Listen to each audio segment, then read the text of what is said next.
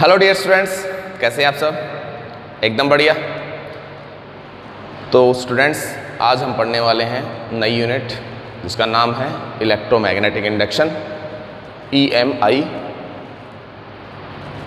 ये EMI होता क्या है, इलेक्ट्रोमैग्नेटिक इंडक्शन होता क्या है? सुनिए ध्यान से कि हम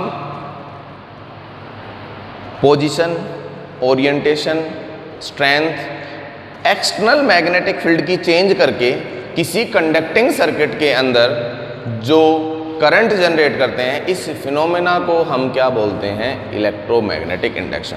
ठीक है।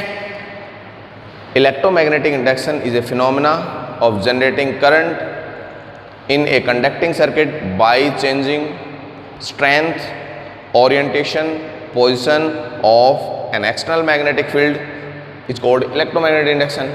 ठीक है।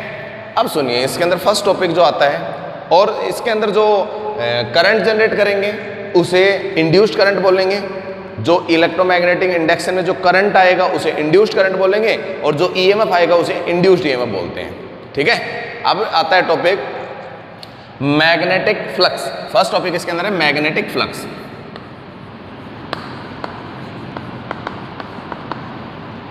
मैग्नेटिक फ्लक्स, इलेक्ट्रिक फ्लक्स सबने पढ़ रखा है। तो इलेक्ट्रिक फ्लक्स और मैग्नेटिक फ्लक्स बिल्कुल सेम है, कोई फर्क नहीं, कोई चेंज नहीं है। E की जगह B आ जाएगा, एरिया सेम रहेगा, बाकी सारी चीजें सेम रहेगी, कुछ चेंज नहीं है, सेम टू सेम है। उसमें इलेक्ट्रिक फील्ड लाइंस यूज करते थे, यहां पे मैग्नेटिक फील्ड लाइंस हम यूज कर लेंगे। अब ये मैग्नेटिक फ्लक्स है क्या? मैग्नेटिक फ्लक्स है कि अगर कोई भी फील्ड लाइंस है वो नॉर्मली किसी बॉडी से कितनी पास हो रही हैं, उसे ही हम मैग्नेटिक फ्लक्स करते हैं। मतलब ये हमने क्या किया, एक बॉडी ली, ठीक है। तो फ्लक्स क्या होता है? इस बॉडी का ये एरिया ऑफ क्रॉस सेक्शन है, इससे परपेंडिकुलर कितनी मैग्नेटिक फील्ड लाइंस पास होंगी वो इसका फ्लक्स होगा। उसे क्या बोलते हैं? उसका flux. The number of magnetic field lines passes normally through the surface area is called magnetic flux। अगर मैग्नेटिक फील्ड लाइंस इस सरफेस एरिया से नॉर्मली कितनी पास हो रही है, वो उसका क्या हो गया? मैग्नेटिक फ्लक्स हो जाएगा। ठीक है। ये तो है इसकी डेफिनेशन। अब बात करते हैं कि फ्लक्स कितना होगा, कैसे कैसे होगा, इसकी यूनिट क्या होगी, वो चीज देखते हैं। इधर देखिए, सबसे पहले हमने एक एरिया लिया,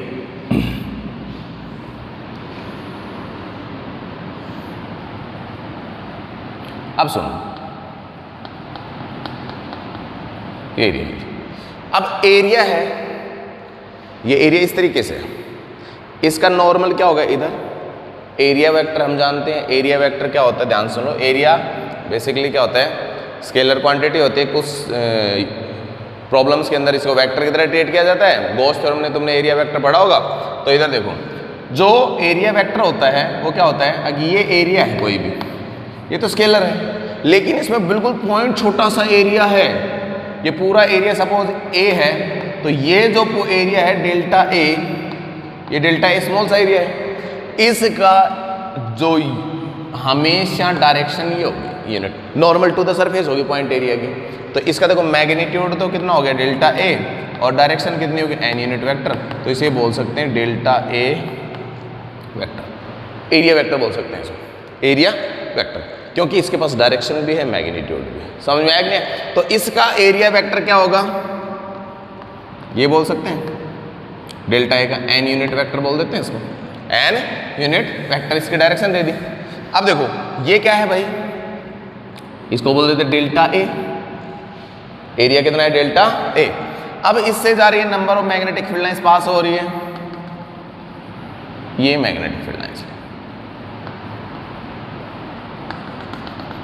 ये इधर से मैग्नेटिक फील्ड लाइंस पास हो रही है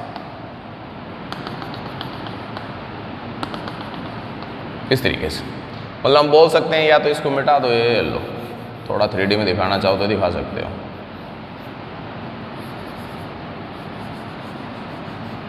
ठीक है, इस तरीके से पास हो रही है, इससे ऐसे, मतलब इस तरीके से पास हो रही है। ये एरिया है, इससे इस तरीके से मैग्नेटिक फील्ड लाइंस पास हो रही है। ये बना रही है थीटा एंगल बना रही है। कितना एंगल बना रही है? थीटा एंगल बना रही है। अब इसका मैग्नेटिक फील्ड लाइंस के अंदर जो टेंजेंट होता है तो इसकी डायरेक्शन होगी वही मैग्नेटिक फील्ड की डायरेक्शन होगी कि नहीं होगी? ये बी हो गया कि नहीं हो गया? ठीक है, तो भाई बी जो है वो इस एन यूनिट वेक्टर जो डेल्टा ए है इसके इधर कितना कंपोनेंट आएगा? क्यों? क्योंकि हमें बी का वो कंपोनेंट लेना है, क्या बोला मैंने? बी का वो कंपोनेंट लेना है जो सरफेस के नॉर्मल हो। फिर से ध्यान बता रहा हूं, ध्यान से सुन लेना। हमेशा मैग्नेटिक फ्लक्स निकालने के लिए मैग्नेटिक फील्ड का वो कंपोनेंट लेना है जो इसके सरफेस के नॉर्मल हो, ध्यान रखना। ठीक है, तो इसका देखो बी का कंपोनेंट कौन सा? इधर कितना आएगा? बी कोस थीटा आया कि नहीं आया? B cos theta. बी का ये कंपोनेंट ले लिया हमने। या तो भाई सीधी सीधी बात है ये बोल दो आगे भाई मैग्नेटिक फील्ड है परपेंडिकुलर सरफेस से कितना है, या ये बोल दो बी का वो कंपोनेंट ले लो जो सरफेस के नॉर्मल हो। ठीक है, तो सुनिए ध्यान से, ये कर लिया। अब बी कोस थीटा आ गया। अब हम निकालते फ्लक्स। फ्लक्स क्या था भाई? फ्लक्स था फाई। तो भाई इस छोटे से एरिया के लिए डेल्टा फाई ले लेता हूँ। तो डेल्टा फाई ले लेंगे तो इसके अंदर कितना हो गया? फाई बी भी लिख सकते हैं, फ्लक्स को फाई से रिप्रेजेंट करते हैं। फाई इलेक्ट्रिक फ्लक्स होता है, फाई भी मैग्नेटिक फ्लक्स होता है। ठीक है, अब सुनिए इधर बी कोस थीटा और डेल्टा ए, तो कितना बोल सकते हैं? बी कोस थीटा और इनटू डेल्टा ए। क्या हो गया? ये फ्लक्स हो गया कि बी का वो कंपोनेंट जो नॉर्मल टू द सरफेस हो, और एरिया कितना है? छोटा सा, डेल्टा ए एरिया है। ठीक है, तो delta phi B equal to लिख सकते हैं B delta A cos theta, लिख सकते हैं? नहीं लिख सकते? B delta A cos theta. समझ में आया कि नहीं आया? इसको बी डी एस भी ले सकते हैं, बी ए भी ले सकते हैं, कोई फर्क नहीं पड़ता। सरफेस एरिया को एस से भी डिनोट कर सकते हैं, एरिया को ए से डिनोट भी कर सकते हैं। ठीक है, अब सुनो, ये ले लिए, ये हमारा हो गया मैग्नेटिक फ्लक्स। ये क्या हो गया? Magnetic flux. इसको अगर मैं थोड़ा और लिखूं वेक्टर फॉर्म में तो लिख सकते हैं B vector dot delta A vector. अगर पूरा एरिया ए है तो इसी को delta phi B equal to B vector dot A vector भी लिख सकते हैं। अगर पूरी बॉडी का सरफेस एरिया अगर ए है तो इस तरीके से भी लिख सकते हैं। ठीक है, अब सुनिए ध्यान से, समझ में आ गया यहाँ तक? इधर देखिए आगे भाई, अगर हम क्या बोलें कि हमारे पास मैग्नेटिक फील्ड है, वो वेरिएबल है, अलग अलग है, तो हम बोल दें अगर भाई B1 मैग्नेटिक फील्ड है, B2 है, B3 है, Bn। ठीक है, बहुत सारे मैग्नेटिक फील्ड है और एरिया इसका है A1, A2, A3। ठीक है, ऐसा होगा। डेल्टा A1 बोल दो इसको, delta A1, delta A2, delta A3, ये क्या है? एरिया। ठीक है, तो भाई मैग्नेटिक फ्लक्स क्या होगा? फाई 1 की वैल्यू कितनी होगी? B1 delta A1 dot delta A1 होगा। फिर B2 फाई 2 की वैल्यू कितनी होगी? B2 dot delta A2 vector. Similarly B3 phi 3 equal to कितना हो गया? B3 डॉट डेल्टा A3 हो गया। अब टोटल फ्लक्स कितना हो गया? Phi A B equal to phi 1 plus phi 2 plus phi 3, phi N निकल जाएगी? निकल जाएगी। सबको जोड़ेंगे तो कितना आया? Phi B equal to B1 dot A1 delta A1 B2 dot delta A2 B3 dot delta A3 और Bn डॉट डेल्टा ए। यहां तक हो गया। अब सुनिए ध्यान से, इनका सीधा सीधा सम कर दें, B1 plus B2 plus B3, ये हो जाएगा इसका सम, delta A1 delta A2 delta A3 सबका। तो हम क्या लिख सकते हैं? Phi B equal to summation I equal to 1 to n BI dot delta AI लिख सकते हैं ना इसको? समझ में आया कि नहीं है? या इसको समेशन, सीधा सीधा समेशन भी लिख सकते हैं इसके अंदर। अब क्या करें, इसको कर देते हैं इंटीग्रेट। हम बोल दें आगे भाई इसके अंदर बहुत स्मॉल एरिया है, तो इसी को हम लिख सकते हैं phi B equal to integration B dot D, B dot D, ये पूरी होल सरफेस का है, पूरा के पूरे सरफेस का है। तो ये मैग्नेटिक फ्लक्स क्या हो गया, सीधी बात वही है, इसको तो हमने एक्सप्रेशन की तरह बता दिया, वैसे अदरवाइज यहीं पे हम लिख सकते हैं कि इसको इंटीग्रेट कर सकते हैं, इंटीग्रेशन बी डॉट डी। समझ में आया कि नहीं आया? ये हमारा हो गया मैग्नेटिक फ्लक्स। तो पहले यहां तक नोट कीजिए, कर लिया नोट। अब देखते हैं इसकी स्पेशल केस। देखिए इधर स्पेशल केस क्या होगी। स्पेशल केस फर्स्ट क्या है,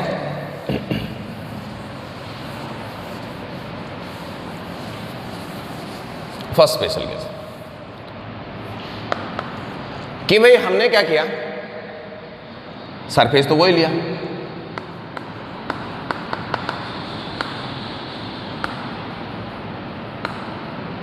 ठीक है। फर्स्ट केस ये सरफेस ली,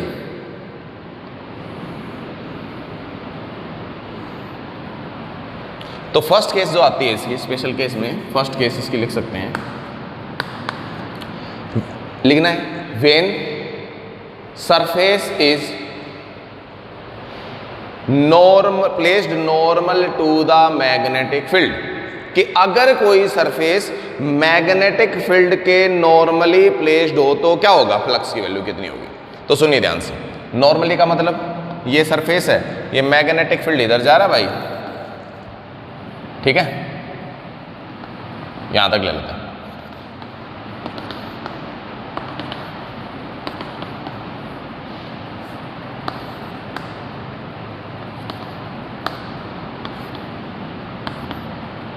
इस तरीके से, मतलब ये आगे भाई ये सरफेस है, ये ऐसे प्लेस्ड, तो इसका एरिया वेक्टर किधर होगा, एन यूनिट वेक्टर इधर ही हो गया, मैग्नेटिक फील्ड इधर। अब बी का कंपोनेंट भी तो खुद ही एन की तरफ है, इसका मतलब क्या हो गया, इसका मतलब ये हो सकता है अगर थीटा की वैल्यू कितनी होगी यहाँ पे, थीटा 0, थीटा 0। मतलब ये ध्यान रखना कि जब magnetic field perpendicular to the surface हो तो थीटा की वैल्यू 0 होगी। कभी परपेंडिकुलर का नाम सुन के थीटा की वैल्यू 90 डिग्री कर दो। समझ में आया कि नहीं आया? क्यों?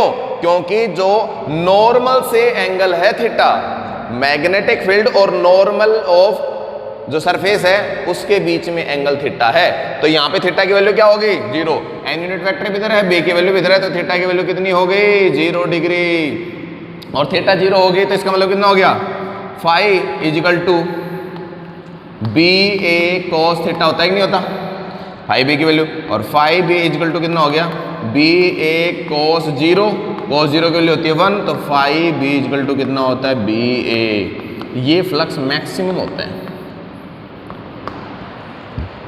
ये फ्लक्स की वैल्यू कितनी होगी, मैक्सिमम, ठीक है। जब कोई भी surface perpendicular to the magnetic field है उस टाइम पे वो उस बॉडी के अंदर जो फ्लक्स होगा वो हमेशा मैक्सिमम होगा। क्यों? क्योंकि थीटा 0 है, थीटा की वैल्यू क्या होगी, 0, और cos 0 की वैल्यू कितनी, 1। क्यों? क्योंकि अगर देखा जाए बी का कंपोनेंट, तो बी तो खुद ही पैरेलल है मैग्नेटिक फील्ड, तो कंपोनेंट कहाँ आएगा, तो उसका खुद ही मैग्नेटिक फील्ड बी है इसके अंदर, ठीक है। परपेंडिकुलर सरफेस के बी तो होगी कि नहीं होगी, मतलब कोई बॉडी, अब दूसरी तरीके से बोले बॉडी परपेंडिकुलर है तो मैक्सिमम फील्ड लाइंस तो अभी पास होंगे परपेंडिकुलर इसके अंदर।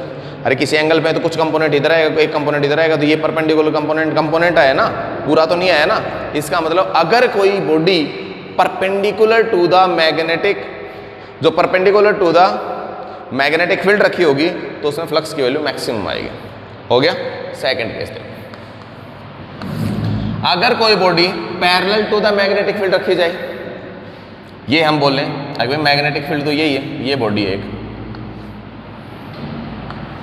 इस तरीके से, ठीक है। इसके अंदर मैग्नेटिक फील्ड लाइंस इधर है,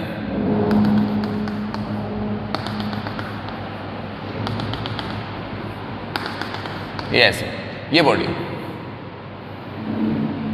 ये, ठीक है।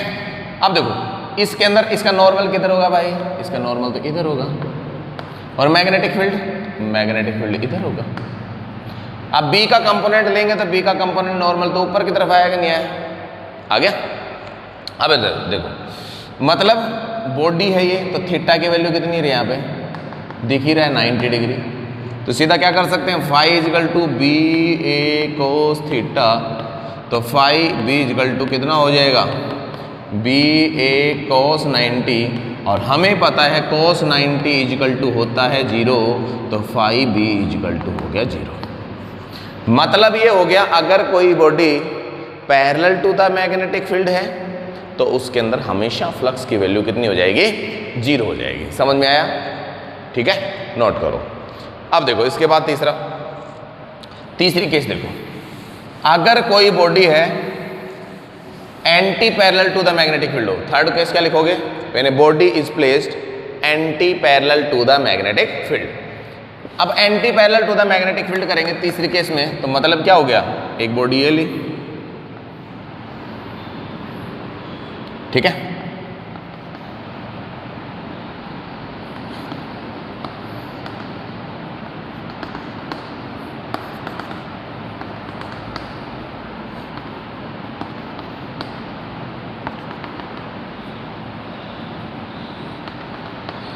ठीक है, ये बॉडी है।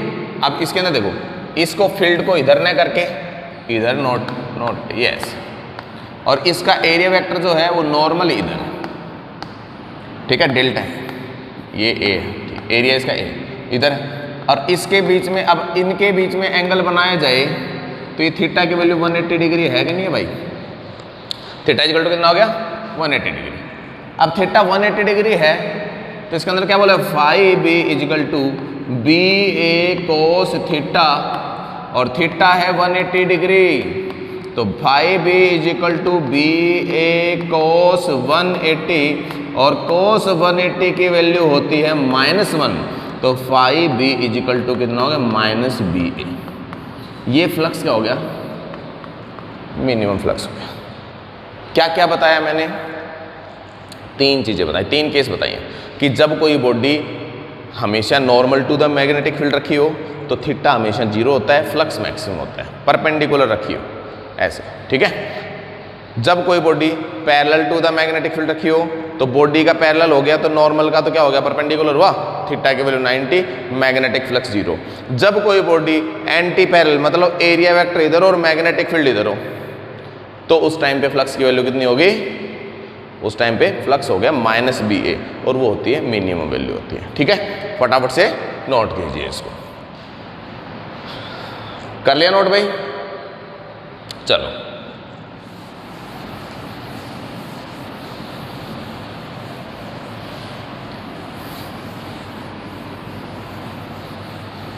अब करते हैं unit and dimension formula of flux.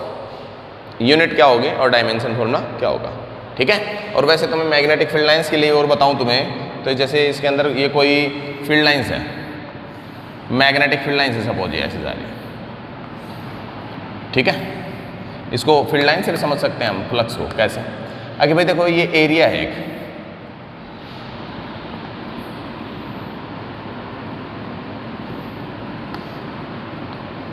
ऐसे, ठीक है। इस एरिया से फील्ड लाइंस पास हो रही हैं भाई, 1 2 3 4 5 फील्ड लाइंस पास हो रही हैं, ठीक है। आगे जाके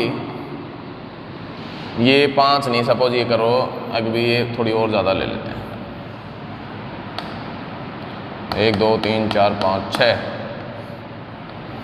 7 8, ठीक है, 8 है। अब आगे जाके यही बॉडी है, ये हमने इस एरिया को बढ़ा दिया और 4 पीसेज में तोड़ दिया, ऐसे, ठीक है, 4 पीसेज में तोड़ दिया इसको ऐसे।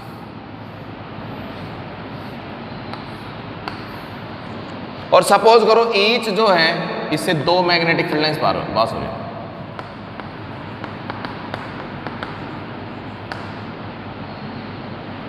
है भाई, मैग्नेटिक, इससे कितनी हो रही थी 8। एरिया यूनिट है, यूनिट मीटर स्क्वायर या यूनिट सेंटीमीटर, जो भी यूनिट एरिया है, यूनिट मीटर स्क्वायर एरिया है। इसके अंदर से 8 मैग्नेटिक फील्ड लाइन शुरुआत में पास हो रही थी। अब इसमें से हमने थोड़ी दूर आगे लेके गए तो उसके अंदर से मैग्नेटिक फील्ड लाइन्स तो ऐसे जा रही थी, तो इसमें से यहाँ से वो पास हुई 2 मैग्नेटिक फील्ड लाइन्स ईच से पास हुई, ईच यूनिट एरिया से। ये भी यूनिट एरिया है, ये भी यूनिट एरिया है, ये भी यूनिट एरिया है। देखो 1 4 पार्ट हैं, ये भी यूनिट एरिया, ये इतना एरिया ही है, ये जितना ये था वो एक एक है, 4 टाइम्स इसके अंदर एरिया बढ़ा दिया। अब सुनो, इसमें यूनिट एरिया में कितनी पास हो रही है? 2 मैग्नेटिक फील्ड लाइन्स पास हो रही है कि नहीं हो रही? तो सुनो ध्यान से, इसका मैग्नेटिक फ्लक्स होगा वो 8 होगा, ठीक है, और इसके फ्लक्स डेंसिटी बोले 8 और इसकी फ्लक्स डेंसिटी कितनी होगी? 2।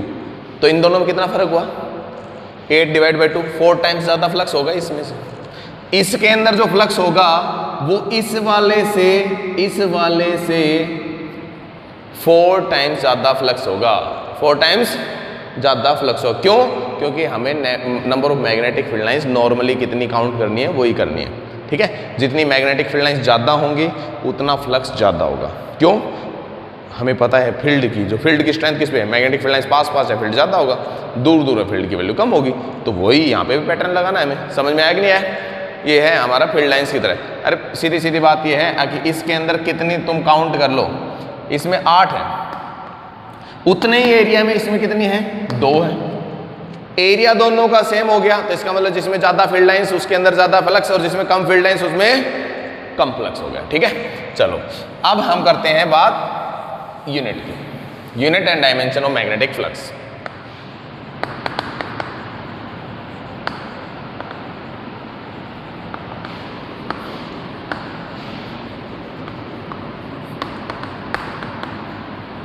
मैग्नेटिक फ्लक्स का यूनिट और डायमेंशन सुन लो ध्यान से।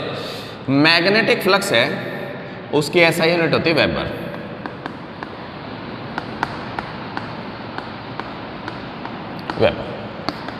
ऐसा यूनिट ऑफ मैग्नेटिक फ्लक्स क्या होती है? वेबर होती है, ठीक है। ये वेबर क्या होगी? अब देखो ध्यान से, इसको देखते हैं। वेबर होगी कि भाई फाई इक्वल टू होता है B A cos theta. Cos theta की तो कोई यूनिट नहीं होती, तो बी की कितनी होगी? टेस्ला। तो फाई इसको लिख सकते हैं टेस्ला और into metre square, tesla metre square. तो इसको टेस्ला मीटर स्क्वायर होगी कि नहीं होगी? इस टेस्ला मीटर स्क्वायर को ही क्या बोलते हैं? वेबर बोलते हैं। टेस्ला मीटर स्क्वायर ही क्या होता है? वेबर होता है, ठीक है। एक तो यूनिट है इसकी, ये कुछ और यूनिट भी डिस्कस करेंगे, पहले ये देखो। अब देखो टेस्ला मीटर स्क्वायर वेबर है, 1 वेबर किसके बराबर होगा? 1 वेबर 1 वेबर होता है अगर कोई बॉडी है उसका 1 यूनिट एरिया है और यूनिट मैग्नेटिक फील्ड के नॉर्मली रखा हुआ है। समझ में आया कि नहीं आया? क्या बोला मैंने? अगर कोई भी बॉडी है वो 1 वेबर, उसके अंदर मैग्नेटिक फ्लक्स कब होगा? अगर उसमें यूनिट मैग्नेटिक फील्ड या 1 tesla magnetic field 1 metre square के परपेंडिकुलर रखी हुई हो, तो उसका मैग्नेटिक फ्लक्स जो होगा वो 1 वेबर होगा। समझ में आया कि नहीं? अरे इसकी वैल्यू 1, इसकी वैल्यू 1, थीटा की वैल्यू भी तो क्या लिखना पड़ेगा? 90 रखना पड़ेगा, नहीं सॉरी 0 रखना पड़ेगा। थीटा की वैल्यू 0 रखोगे तभी तो कोस 0 की वैल्यू 1 होगी, नहीं तो 1 वेबर थोड़ी बनेगा, ठीक है। समझ में आ गया? Tesla metre square. अब देखो ये हो गया 1 वेबर। अब इसकी कुछ और यूनिट, तो पहले डायमेंशन फॉर्मूला करते हैं फिर इसकी और यूनिट करेंगे क्योंकि उसी से निकल के आएंगे। तो अब देखो इधर इसको मिटा देता हूँ मैं, 1 वेबर हो गया, इधर देखो। अब dimension formula phi equal to B A cos theta, वही। अब फाई भी बी ए कोस थीटा होगा। बी की वैल्यू कितनी थी? हमें पता है F equal to Q V B sine theta होता है। अब डायमेंशन फॉर्मूले में साइन थीटा तो काम आता नहीं है, थीटा इसकी वैल्यू हटा दो भले क्यू वी बी। तो बी की वैल्यू कितनी आई बेटा? यहाँ से निकल के F equal divide by Q V आ गई, F divided by Q V. अब ये वैल्यू इसमें पुट कर दे तो फाई इक्वल टू कितना आ गया? F divided by Q V और इंटू ए। डायमेंशन फॉर्मूला तो इस कोस थीटा का भी नहीं होता है, इसलिए इसको यहीं छोड़ देते हैं। तो फाई इक्वल टू कितना? फोर्स का dimension formula M1L1T minus 2 area का हो गया L2 डिवाइड बाई चार्ज का होता है A1T, 80 होता है ना T1, और वेलोसिटी का कितना होता है L1T माइनस 1, वेलोसिटी का ये होता है। जो कटे उसको काट दो तो कट गया ये T1 से कट गया T1, ठीक है, और कोई बच गया Q इक्वल टू IT होता है, हाँ सही है।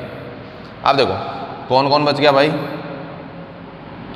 80 हो गया, L1T माइनस 1 हो गया, ये दोनों कट गए, ये कट गया, बच गए M1L1T माइनस 2, तो M1L1 एक और बच गया, तो ये बच गया कितना M1L2, देखो L1 और L1L2 T माइनस 2 और डिवाइड में कितना हो गया A1, तो A माइनस 1 लिख देता हूँ, ठीक है। अब देखो, अब ये तो हो गया डायमेंशन फॉर्मूला मैग्नेटिक फ्लक्स का, मैग्नेटिक फ्लक्स का डायमेंशन फॉर्मूला हो गया। अब इसका दूसरी यूनिट है, वो क्या होगी, देखो ये डायमेंशन फॉर्मूला किसका होता है, वर्क डन का होता है कि नहीं होता, एनर्जी का होता है, ठीक है, और ये किसे एम्पियर करंट का होता है ना। तो इसको क्या बोल सकते हैं हम, जूल, सॉरी हाँ जूल पर एम्पियर लिख सकते हैं, लिख सकते हैं, देखो हम लिख सकते हैं इसको, सम अदर फॉर्मूले पूछे जाते हैं, इधर देखो बोर्ड में पूछे जाते हैं, तो ये कैसे बोले जाएंगे इसकी वैल्यू, जूल, तो वेबर इजकल टू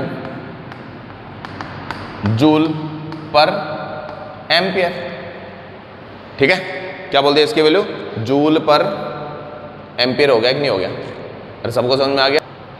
जूल पर सेकंड है, इसको हम और भी कर सकते हैं थोड़ा सा, ये ऊपर सेकंड से मल्टीप्लाई कर दिया, नीचे भी सेकंड से मल्टीप्लाई कर दिया, ठीक है, तो इसकी वैल्यू कितनी आएगी, जूल सेकंड और एम्पियर सेकंड, एम्पियर सेकंड होती है coulomb, ampere into second equal to होता है कुलम, ठीक है, तो ये क्या लिख सकते हो, weber equal to joule second divided by coulomb.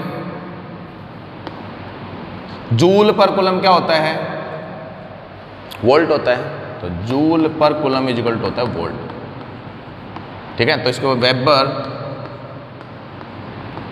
ऊपर आगे जूल पर एम्पियर और वोल्ट सेकंड। ये क्वेश्चन पूछा जाता है कई बार, volt second is a unit of, तो होती है मैग्नेटिक फ्लक्स, वोल्ट सेकंड किसकी यूनिट होती है, वो भी मैग्नेटिक फ्लक्स की होती है, यहां तक नोट करो। इसके बाद देखो अब आते हैं सीजीएस यूनिट। सीजीएस यूनिट होती है मैग्नेटिक फ्लक्स की